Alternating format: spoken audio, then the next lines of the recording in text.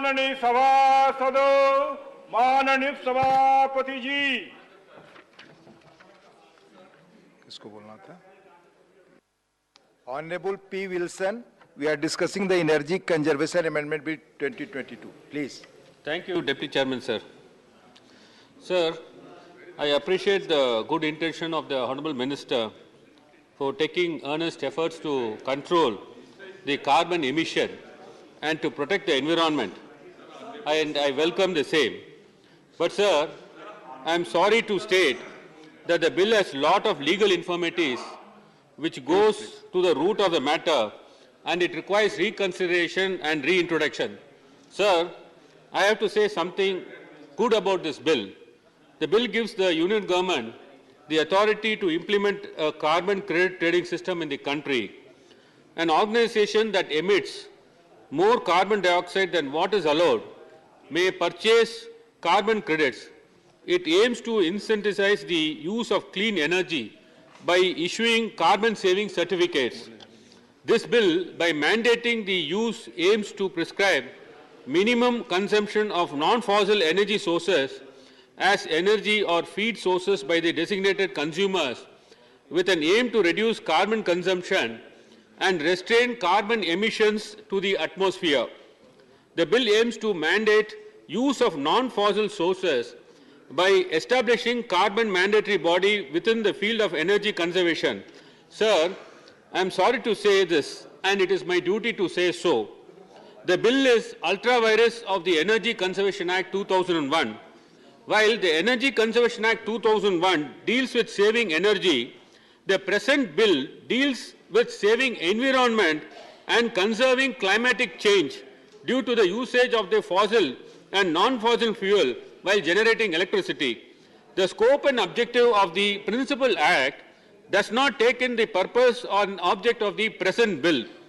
Sir, the bill relates to monitoring and controlling of carbon emission and climate change, which is an aspect of the environmental laws. The question that arises is whether these aspects can be legislated pursuant to the power given under the entry 38 list 3. My answer is no. The power under which the environmental laws can be formed is given under entry 97 list 1. Therefore, I give you a suggestion. The way section 110(1) of the Motor Vehicles Act 1988 provides the ministry protection related, similar provisions should be introduced in the proposed bill also. A very effective minister, Mr. Bhupendra Yadav, is there, who is dealing with the Environment Ministry. The Principal Act designated Ministry of Power as the nodal agency for the regulation of the scheme, and the Bureau of Energy Efficiency under the Ministry of Power will be the implementing agency. However, as per the rules specified under the Government of India business rules, allocation of business rules, the Ministry of Power is responsible for the general policy in the power sector and issues related to the energy policy and coordination, and energy conservation and energy efficiency pertaining to the power sector. Sir, when we talk about the carbon credit trading, its ambit is conservation of environment and to protect climate change, which the statement of object and reasons also says so. Sir, under the business allocation rules, it is the Ministry of Environment, Forest and Climate Change which is responsible for the regulation of the climate change, environmental norms, forestry and related matters. If observed accurately, the proposed amendment majorly concerns the environmental aspect, which falls to the expertise of the Ministry of Environment, Forest and Climate Changes. By making Ministry of Power as the nodal agency, it is acting without jurisdiction and usurping the power of the Ministry of Environmental and Forest Climatic Changes. Sir, by virtue of the doctrine of pith and substance, since the proposed amendment is to give effect to the COP26 declaration held at Glasgow in 2021 to lower greenhouse gas emissions and therefore combat climate change, it falls within Article 253, thereby giving the Parliament the power to make laws for enforcing international agreements within the country. Since it gives effect to the international environmental obligation of the member states, the law cannot be brought in effect without making the Ministry of Environment and Forest and Climatic Change the enforcing authority, who has got the adequate expertise in this sector. Sir, similar schemes in USA, UK and Switzerland the Environment Ministry or the Environment Regulator implement schemes similar to the one proposed under the bill. Sir, the ministry has not specified who will regulate and govern the carbon credit market. Sir, the bill suggests the alternate of carbon credit trading and carbon credit certificates. The government can issue energy saving certificates to those industries which consume less than their maximum allotted energy.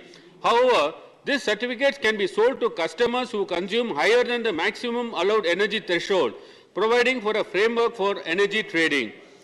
Usually, trading platforms are regulated by respective sectoral regulators, which is specified in the Act itself. This bill does not clarify how carbon credit certificates will be traded or who will be regulating such trading. Carbon credit certification is based on technical parameters of the emission rate and composition, and thereby brings the certification process within the expertise of the Ministry of Environment, Forest and Climatic Changes. Sir, the bill implicitly proposes an escape route mechanism. The introduction of the carbon markets in India is a welcome step, but the scheme might end up just providing an escape route mechanism to carbon-intensive industrial sources. A successful carbon market requires a high enough carbon price that will disincentivize polluting behavior. This lays emphasis on the planning of the carbon market schemes in India in such a way that the value of the carbon certificates is increased and can actually make an impact on the ground. The penalty mentioned in these amendments, sir, goes up to 10 lakhs, along with an additional penalty of not more than twice the price of the oil, equivalent of energy consumed above the prescribed norm. It may be apt for industries of a certain scale and cannot be uniformly applied to all industries. Therefore, when it comes to bigger players of this carbon-intensive sector, it may not be, it will be stringent enough, and it will not be equitable.